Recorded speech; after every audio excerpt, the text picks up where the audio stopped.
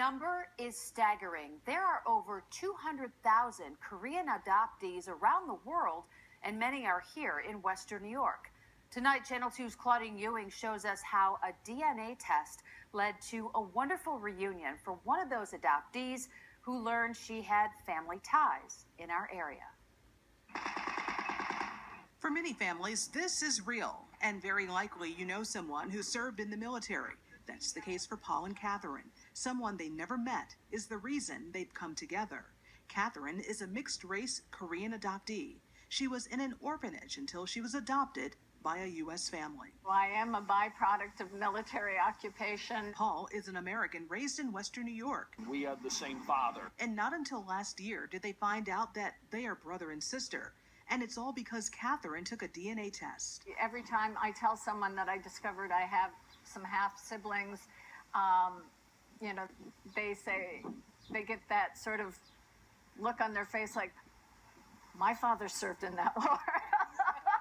Her father is Paul's father, a Korean War vet. And that's the awareness we're trying to get right now is that how many of the half Koreans are out there that were fathered by these guys that were serving over there. Katherine is one of the founders of 325 Camera, an organization reuniting Korean adoptees with their biological families through DNA. Part of what we've done as an organization is go to Korea, and we're in the process of collecting DNA from birth families in Korea. It's something Paul never imagined. I wish this would have happened, 20 years ago. For Katherine, the journey is overwhelming. As an adoptee, you always wonder, did my mother love me? Did my father love me?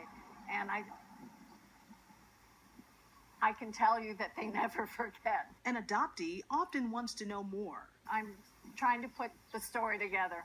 And every little piece of it, it adds up. Katherine found a half-brother, and it turns out Paul has a sister that he grew up with, and she's a genealogist. Our focus as genealogists is usually on the deceased. So for a living sibling to show up that you've never heard anything about, it was just fantastic. All three first met back in May when Paul and Betsy flew to Boston, where Katherine now lives. It was a moment they wouldn't forget. And in June, they met again, this time in the Tonawondas. Katherine got to see where her father was married.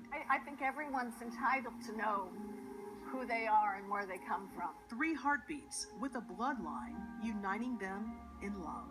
It's absolutely awesome. I love it. I got wonderful sisters on both sides of me. It is a beautiful story. And that's why there is 325 Camera, and they've already had success helping Korean-born children who were adopted find their relatives. Free DNA kits are available. We will have that information for you on the process on our website, WGRZ.com.